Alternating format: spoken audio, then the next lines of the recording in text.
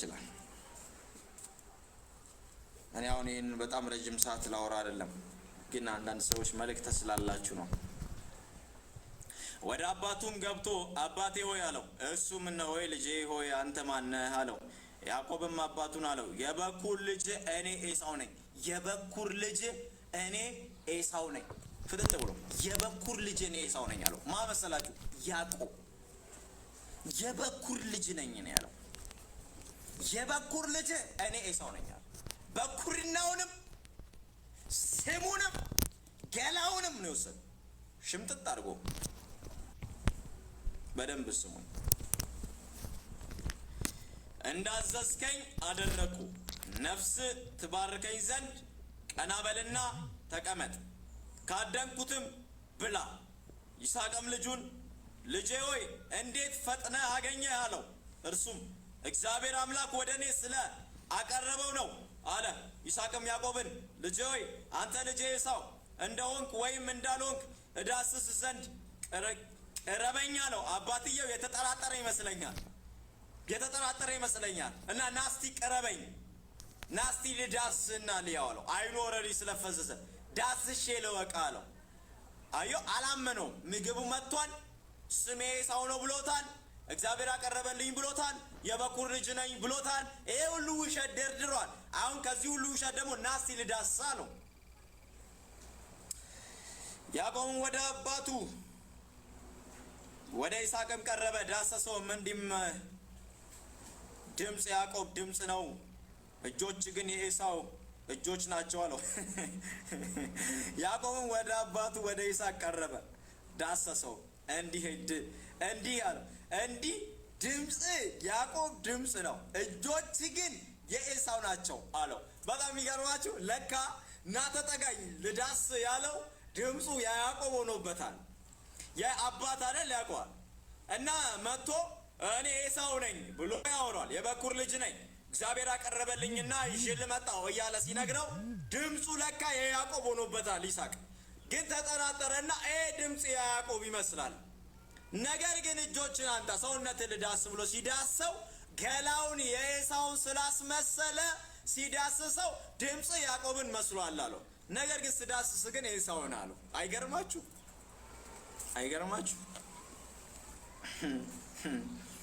አባትየውን ሽምጥጥ አድርጎ ነው ያሸው። እጆች ግን የኤሳው ናቸው አለው። እርሱም አላወቀውም ነበር። እጆችንም እንደ ወንድሙ እንደ ኤሳው ልጆች ጠጉራም ነበሩና ስለዚህ ባረከው አለው። አንተ ልጄ ኤሳው ነህ። እርሱም እኔ ነኝ አለ። እርሱም ከልጄ እደን በላና ነፍሴ እንድትባርክ አቅርብልኝ አለ። ካደንከው ልብላና እንድትባርክ አቅርብልኝ አለው። አቀረበለትም፣ በላም፣ የወይን ጠጅም አመጣለት። እርሱም ጠጣ። አባቱ ይስሐቅንም ልጄ ሆይ ወደ እኔ ቅረብ ሳመኝም አለው። ወደ እርሱም ቀረበ፣ ሳመውም፣ የልብሱን ሽታ አሸተተ፣ ባረከውም፣ እንዲህም አለው የልጄ ሽታ እግዚአብሔር እንደባረከው እርሻ ሽታ ነው። ምን አይነት በረከት እንደባረከው ብቻ እዩ። የእግዚአብሔር እርሻ ሽታ ምን አይነት በረከት! የልጄ ሽታ እግዚአብሔር እንደባረከው እርሻ ሽታ ነው አለው። አንተ ምን አይነት በረከት! እግዚአብሔርም ከሰማይ ጠል ከምድርም ስብ የእህልንም የወይንንም ብዛት ይስጥ። አሕዛብ ይገዙልህ፣ ሕዝብም ይስገዱልህ። ለወንድሞች ጌታ ሁን፣ የእናት ልጆች ይስገዱልህ። የሚረግም እርሱ ርጉም ይሁን፣ የሚባርክ ብሩክ ይሁን። ምን አይነት በረከት እንደሆነ! ወንድሞች ይገዙልህ፣ አሕዛብ ይገዛል፣ ይስገድልህ። እርሻክ እንደ እግዚአብሔር ሽታ ይሁን፣ ሽታ ጠረን ሁሉ የተቀየረ ይሁን። አንተን የሚባርክ የተባረከ የሚረግም የተረገመ ይሁን ብሎ እንዳለ ያለውን በረከት ሁሉ አባትየው ያለውን በረከት ሁሉ በልጁ በኤሳው ላይ እያፈሰሰ ነው። ነገር ግን እየተቀበለ ያለው ያዕቆብ ይባላል። እየወሰደ ያለው ያዕቆብ ነው። ያዕቆብ ነው። የይስሐቅም ያዕቆብን ባረከ። ከፈጸመም በኋላ ያዕቆብ ከአባቱ ከይስሐቅ ፊት ከወጣ በኋላ ወዲያው በዚያ ጊዜ ኤሳው ከአደኑ መጥቶ ገባ። እኔ በጣም ነው ማለት ኤሳው በጣም ያሳዝነኛል። ኤሳው በጣም ያሳዝነኝና ምን እንደሚያሳዝነኝ ታውቃላችሁ? ዛሬም እንደ ኤሳው ያሉ ሰዎች እያሉ እኔ እናንተ መወደዳችን ነው የሚገርመው። ዛሬም እንደ ኤሳው አሉ እነ ኤሳው ካለኛ ማንም የለም የሚሉ አሉ። እኔ ኤሳው በጣም ነው የሚያሳዝነኝ። እኔ እንደ ኤሳው ውስጤን የሚነካኝልም አድኖ መጣ። ሰውየው ላቡ አልደረቀም እኮ እህቶች ወንድሞቼ፣ ኤሳው ላቡ አልደረቀም። እስቲ አስቡት፣ ያ ጫካ ውስጥ የቧጠጠው የእሾክ ብዛት ከውስጡ አልጠፋም። የላቡ ደርቆ ፊቱ ላይ ነው የሚመጣው። እርግጠኛ ነኝ ደክሞ ነው የሚመጣው።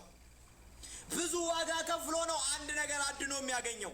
ያንን ያደነውን ነገር ለማግኘት በዛ ጠራራ ፀሐይና በረሃ ውስጥ በዛ ምድረ በዳ ውስጥ ጫካ ለጫካ ከእባብ አምልጦ ከአንበሳ አምልጦ ከነብር አምልጦ ከብዙ አውሬዎች አምልጦ ለአባቱ የሚወደውን ሁል ጊዜ ሲበላው ደስ የሚሰኝበትን አድኖ ለማምጣት የከፈላቸውን ዋጋ አስቧቸው፣ በደንብ አስቧቸው።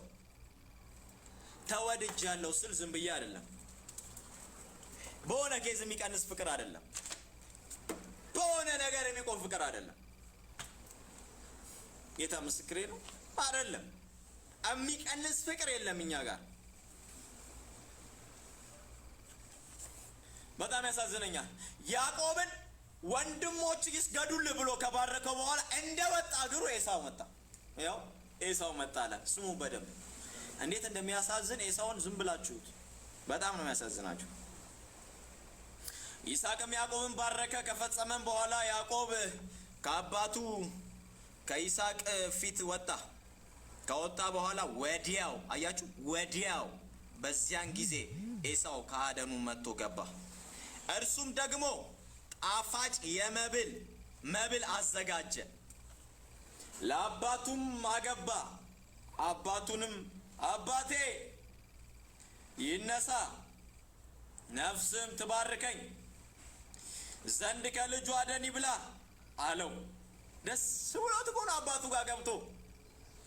ጌታን አያሳዝንም? ኤሳው በጣም ደስ ብሎት አባቴ አለው፣ ተነስ ከታደነልህ ብላ፣ የሚጣፍጥ ከልጅ ብላና ነፍስ ትባርከው ሲለው አባትየው ደነገጠ። ምንድን ነው የምሰማው አለ። ከዛ እንደዚህ አለ፣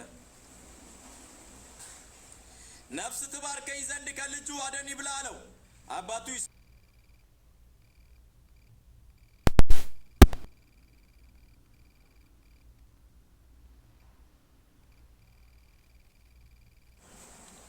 እኔ በኩር ልጅ ኤሳው ነኝ ሲለው ደነገጠ ይላል። እንዲህም አለ፣ ያደነውን አደን ወደ እኔ ያመጣ ማን ነው?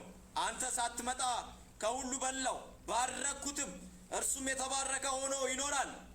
ኤሳውም የአባቱን ቃል በሰማ ጊዜ ታላቅ እጅግም መራራ ጩኸት ጮኸ። እጅግ ታላቅ መራራ ጩኸት ጮኸ። እጅግ መራራ ከፍ ያለ ጩኸት ጮኸ። ለምን ካላችሁ የከፈለውን ዋጋ ያውቀዋል። ያደረገውን ስቃይ ያውቀዋል። የላቡን እንጥፍጣፌ ያውቀዋል። የከፈለውን ዋጋ ያ ሁሉ ስቃይ ያውቀዋል።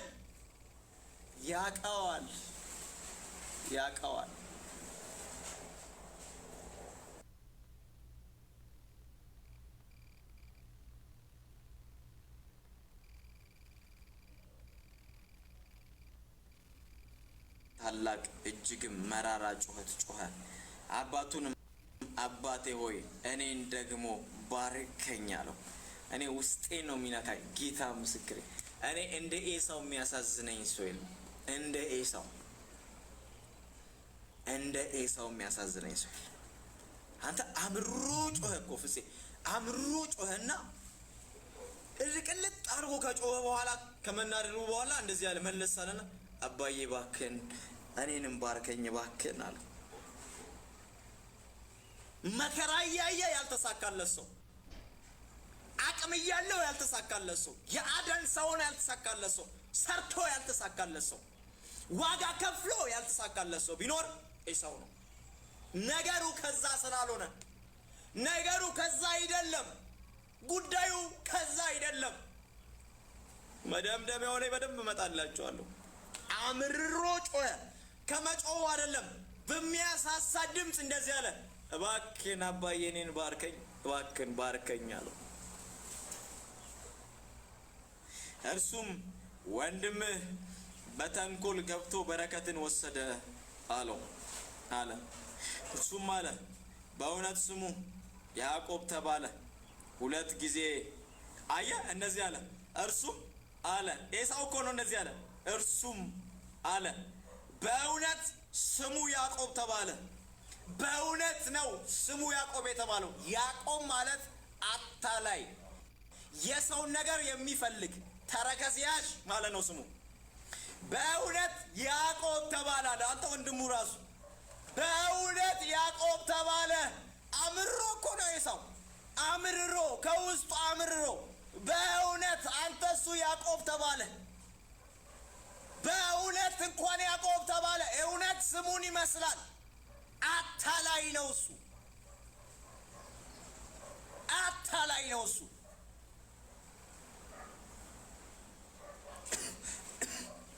ወይኔ ጌታ ሆይ፣ በእውነት ስሙ ያዕቆብ ተባለ። 2 ጊዜ አሰናክሎኛልና ምን አረገ ኤሳው? ብኩርናዬን ወሰደ። ምን አረገው ኤሳው? 2 እውነትም እሱ አታላይ ነው። መጀመሪያ በምስር ወጣት ያለው ብኩርናዬን ወሰደ። አሁንስ ምን ሆንክ? አሁን እነሆ በረከቴን ወሰደ፣ ደግሞም ለእኔ በረከት አላስቀረልኝም አለ። ይስሐቅም መለሰ ኤሳውን አለው እነሆ ጌታ አደረግኩት፣ ወንድሞች ሁሉ ለእርሱ ተገዢዎች የሆኑ ዘንድ ሰጠሁት፣ በእህልም በወይንም አበረታሁት። ለአንተ ግን ልጄ ሆይ ምን ላድርግ? ኤሳውም አባቱን አለው አባቴ ሆይ በረከትህ እንዲት ብቻ ናት። አባቴ ሆይ እኔንም ደግሞ ባርከኝ። ኤሳው ቃሉን አንስቶ አለቀሰ። ኤሳው ቃሉን አንስቶ አለቀሰ። እባክህ አንድ በረከት ብቻ ነች ያለች፣ በረከት እቺ ነች አባቴ ይስሐቅ፣ እንደው ሌላ በረከት የለም፣ እባክህ ባርከኝ። ይሄ ልጅ 2 ነው ያታለለኝ። ባለፈው ብኩርናዬን ወሰደ፣ አሁን በረከቴን ሁሉ ጠቅልሎ ነው የወሰደው። እንደው ሌላ የቀረ በረከት የለህም፣ እንደው አንዲት የቀረች በረከት የለችም እያለቀሰ በምሬት በጩኸት እያለቀሰ እየጮኸ አባቱን ደጋግሞ ቢለምነው አባቱ ግን አንድ ነገር ይነግረዋል። በረከቱን ሁሉ ጠቅልሎ አታላይ ወስዶብሃል፣ እኔንም አንተንም ሸውዶ ወስዷል።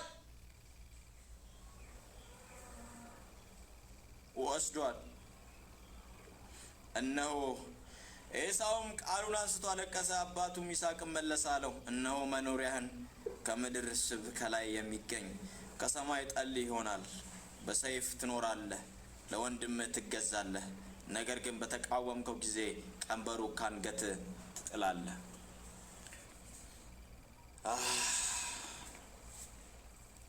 ከዛን ሮሜ መጽሐፍ ምዕራፍ 9 ላይ ቁጥር 10 ላይ ጳውሎስ እንደዚህ አለ፣ ይህ ብቻ አይደለም፣ ነገር ግን ርብቃ ደግሞ ከአንዱ ከአባታችን ከይስሐቅ በጸነሰች ጊዜ ልጆቹ ገና ሳይወለዱ በጎ ወይንም ክፉ ምንም ሳያደርጉ ከጠሪው እንጂ ከስራ ሳይሆን በምርጫ የሚሆን የእግዚአብሔር ሀሳብ ይጸና ዘንድ ለእርሱ ታላቅ ለታናሹ ይገዛል ተብሏል። ያዕቆብን ወደድከው ኤሳውንም ግን ጠላው ተብሎ እንደተጻፈ ነው።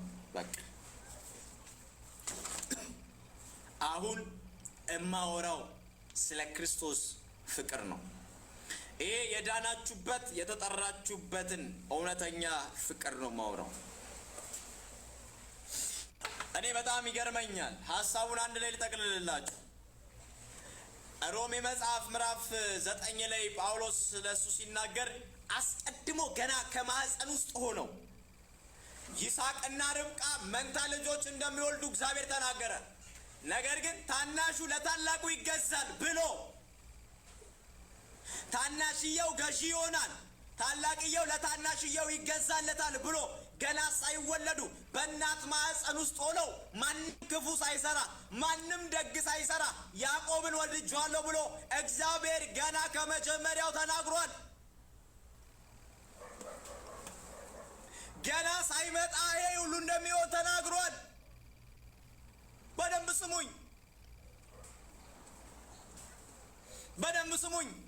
የተወለዳችሁበት ልክ፣ ጌታ እናንተን ያፈቀረበት ልክ፣ ጌታ እናንተን እስከ ጥግ የወደደበት ልክ የሚቀንስ አይደለም።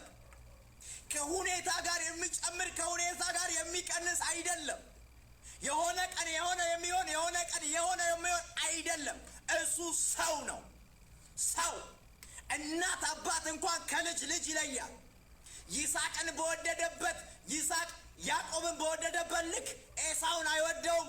እናቱ ኤሳውን በወደደችበት ልክ ያዕቆብን አትወደው። እናትና አባት እንኳን ልጅን ከልጅ ይለያሉ።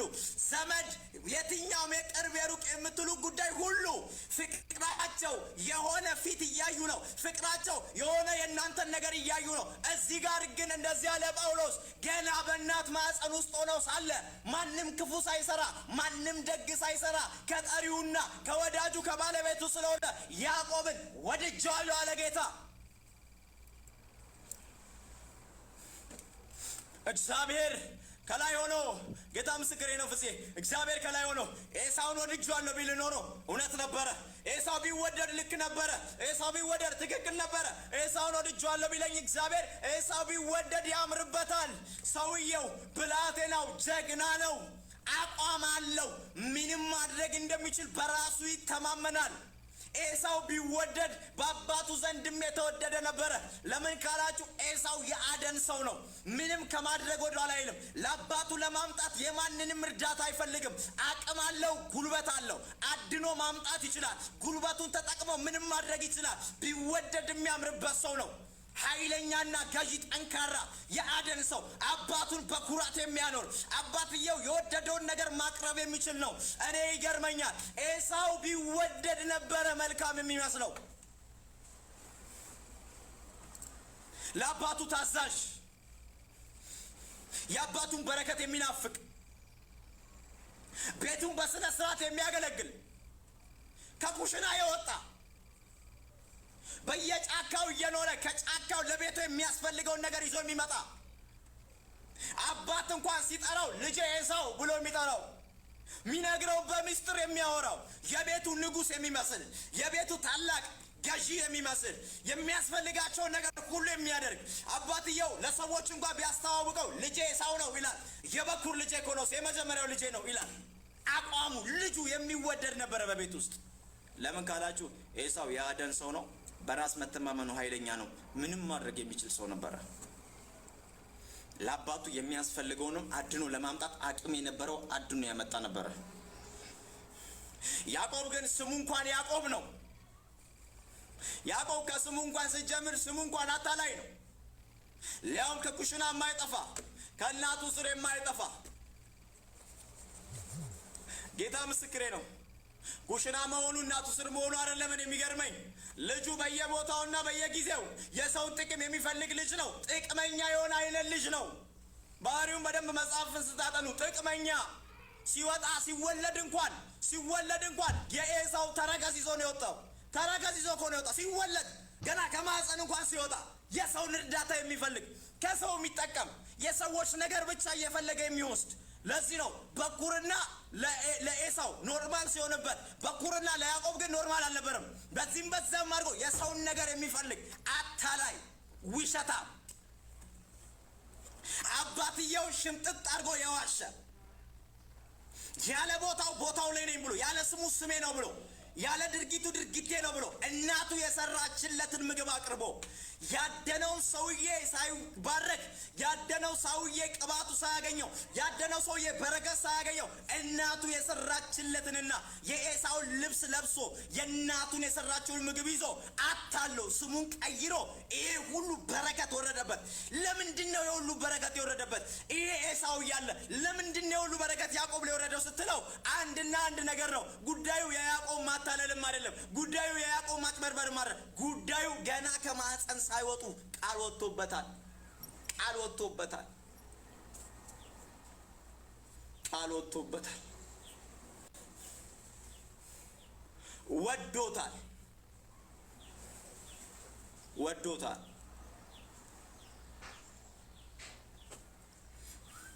ዛሬ ለዚህ ነው ጳውሎስ ከጌታ ፍቅር ማን ይለየናል አለ። ከጌታ ፍቅር ማን ይለየናል አለ። ምን ይለየናል አለ። ይሄን የሚያወራ ጳውሎስ ለጌታ ያለው ፍቅር እንዳይመስልህ። የጌታ ፍቅር የራሱ ፍቅር ማንም አይለየው። ብርቱ ፍቅር ነው። በሞት ያልተያዘ ፍቅር ነው። በምንም አይነት ነገር የሚጨምር የማይቀንስ ፍቅር ነው። ከፍታ ዝቅታ የማያጠፋው ፍቅር ነው። የሱ እኛን የወደደበት ፍቅር። ዛሬ በዚህ ዘመን ብዙ ሰዎች አሉ እግዚአብሔር የሚወዳቸው፣ እግዚአብሔር ደስ የሚሰኝባቸው፣ እግዚአብሔር በጣም ሊመርጣቸው የሚገቡ የሚመስሉ ብዙ ሰዎች አሉ። እንደ ኤሳው ያሉ ዛሬ ብዙ ሰዎች አሉ። በዚህ ውስጥ መሆናችሁ መልእክት የምትሰሙኝ በራሳችሁ ጥረት፣ በራሳችሁ ልፋት፣ በራሳችሁ ጩኸት፣ በራሳችሁ አደን፣ በራሳችሁ በምታቀርቡ በምትለፉት፣ በራሳችሁ በምትደክሙ ጉዳይ ጌታ የሚወዳችሁና ፍቅሩ ለእናንተ የሚጨምር የሚመስላችሁ ሰዎች ዛሬ አንድ ነገር ነግራችኋለሁ። ይሄ ፍቅር የሚቀንስ ፍቅር አይደለም። ይሄ ፍቅር ስላደናችሁ አይደለም የመጣው። ይሄ ፍቅር ችሎታችሁን አይቶ አልመጣም። ይሄ ፍቅር አቅማችሁን አይቶ አልመጣም። ይሄ ፍቅር ያዕቆብ እንደተወደደ ያ ፍቅር ነው እናንተንም የወደደ። አታላዩ ማታለሉ አልያዘውም። ውሸቱ አልያዘውም። አለመቻሉ አልያዘውም። ለምን ካላችሁ ያዕቆብ አይደለም እግዚአብሔርን የወደደው፣ እግዚአብሔር ነው ያዕቆብን የወደደው። ወደድኩት አለ እግዚአብሔር። እንዴት ሰው ከኔ ፍቅር ይዘዋል? እንዴት ሰው ከእናንተ ፍቅር ይዘዋል? በቃ ወደድኩት አለ። ወደድኩት አለ። ጌታ ምስክሬ ነው።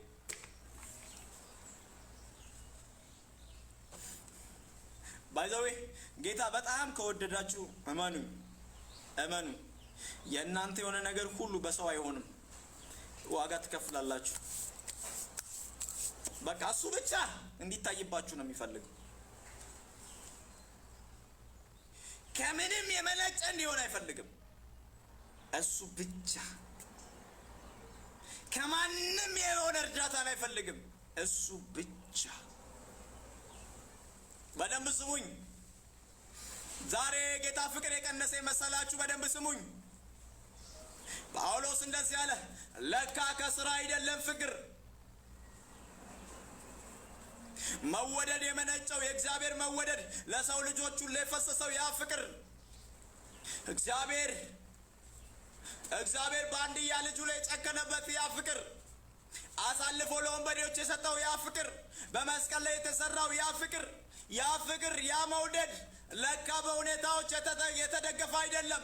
ለካ በችሎታ የተደገፈ አይደለም። ለካ በአቅም የተደገፈ አይደለም። ለካ በፋይናንስ የተደገፈ አይደለም። ለካ በእውቀት የተደገፈ አይደለም። ፍቅሩ ለካ ከምንም የሚወዳደር አይደለም። ይቀንሳል ብለን የማንፈራው ፍቅር ነው። ለካ ይጠፋል ብለን የማንፈራው ፍቅር ነው።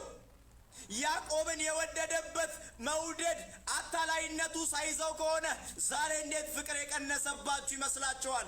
እንዴት እግዚአብሔር የተዋችሁ ይመስላችኋል? እንዴት እግዚአብሔር ከእናንተ የራቀ ይመስላችኋል? እንዴት እግዚአብሔር ዛሬ ለእናንተ ያለው ፍቅር እንደ ድሮ ያልሆነ ይመስላችኋል? እመኑኝ፣ እግዚአብሔር ተናግሮኛል። በዚህ የምትሰሙኝ አማኞች ሁላችሁም ጌታ እጅግ በጣም ይወዳችኋል። ሲወዳችሁ ያዕቆብን ያለ መስፈርት እንደወደደው፣ ድካሙ እንዳልያዘው፣ ሊቀይረው፣ ሊለውጠው፣ ሊባርከው፣ በረከቱን ሊባርከው እንዳልያዘው ጌታን የኔ እህቶች ወንድሞቼ፣ ጌታን እግዚአብሔር ገና በማህፀን ውስጥ እያለ ታናሽየው ከኋላ የሚወጣው እሱን ወድጄዋለሁ ብሎ እግዚአብሔር ሲናገር፣ ታናሽየው ወድጄዋለሁ ብሎ ከተናገረ በኋላ በደንብ ስሙኝ። ያዕቆብ ከተወለደ በኋላ ህይወቱን ሲያየው አታላይ፣ የሰውን ነገር የሚፈልግ፣ ያለ ስሙ ስም የሚሰጥ፣ የሰውን በኩርና የወሰደ፣ የወንድሙን በረከት የወሰደ፣ እያንዳንዱ አካሄዱ አታላይ፣ ውሸታም፣ የሰውን ነገር እያንዳንዱ የሚመኝ፣ የሰውን ነገር የሚያደርግ እኮ ነው በምድር ሲንቀሳቀስ። እግዚአብሔር ግን ገና ከማህፀን ቃል ተናግሮበታል፣ ወድጄዋለሁ ብሏል። ሁኔታውን አይቶ ሀሳቡን አልቀየረም። መንገዱን አይቶ ሀሳቡን አልቀየረም። ፍቅሩን አልቀነሰም። ያዕቆብ እያታለለ አሁንም ይወደዋል። ያዕቆብ እየሸወደው አሁንም ይወደዋል። አባቱን እያታለለ አሁንም ይወደዋል። አሁንም እንዳያን ሁሉ እያደረገ ይወደዋል። ይሄ ብቻ እንዳይመስላችሁ ያዕቆብ ወንድሙ ሸሽቶ በብዙ ምድረ በዳ አሳልፎ ብዙ ከሄደ በኋላ ካጎቱ ጋር እዛ ኖሮ ሚስቶች ሁለት ልጆቹን የሁለት ሚስቶቹን በየሀገሩ ምድሪቷ ላይ እስኪበዛ ድረስ በሁለት ክፍለ ጦር እግዚአብሔር ሲባርከው እንደዛ በስቶ ታስታውሳላችሁ። እግዚአብሔር ወይ ካልባረከኝ አልለቅም ብሎ የዚያን ቀን ነው አንድ ትክክለኛ ጸሎት ያዕቆብ የጸለየው ወደ እግዚአብሔር የጮኸው ትክክለኛ ጮት የዛን ቀን ብቻ ነው። ምንድን ያለው? እግዚአብሔር መጥቶ አንተ ማነህ ነው ያለው። እግዚአብሔር ማነህ አንተ? ያዕቆብ ነኝ ነው ያለው። የዚያን ቀን ኤሳው ነኝ አላለም። የዚያን ቀን ኤሳው ነኝ አላለም። እስከዛች ቀን ድረስ ግን እግዚአብሔር ያዕቆብን ይባርከው ነበር። ያዕቆብን እየተከታተለ ይባርከው ነበር። ሰማይ የከፈተ መላእክቶችን ያሳየው ነበር። እስከዛች ቀን ድረስ የኖረበትን የረገጠበትን ምድር ሁሉ እግዚአብሔር ይባርክ ነበር። ሰው ቤት ቢገባ ሰዎቹ በሱ ምክንያት ይባረኩ ነበር። ሰውየው እያታለለ እንኳን እግዚአብሔር በማዕፀን ውስጥ ወድጄዋለሁ ብሏል። አንዴ ወድጄዋለሁ ካለ በአንተ መስፈርት ፍቅሩ አይቀንስም። በአንተ መድከም ፍቅሩ አይደክምም። በአንተ መድከም ፍቅሩ በፍጹም አይደክምም። በአንቺ መድከም በፍጹም ፍቅሩ አይደክምም። እያታለልከው ይወዳል። እያየ በብዙ ድካም ውስጥ እያየ እግዚአብሔር የተወህ እየመሰለ ያኔም ፍቅሩ ያው ነው። ፍቅሩ በፍጹም አይቀንስም። በፍጹም የሚቀንስ ፍቅር አይደለም። ዛሬ እርግጠኛ ሆኜ እነግራችኋለሁ፣ ሙሉ ለሙሉ እርግጠኛ መሆን ያለባችሁ እናታችሁ እንደምትወዳችሁ አባታችሁ እንደሚወዳችሁ አይደለም። እርግጠኛ መሆን የምትችሉት መጽሐፉ እንደሚል አይደለም፣ ራሴው ህይወቴ ላይ ማይቻለሁ። እንደ ኢየሱስ የሚወደኝ ማንም የለም። እንደ ኢየሱስ የሚወድሽ ማንም የለም።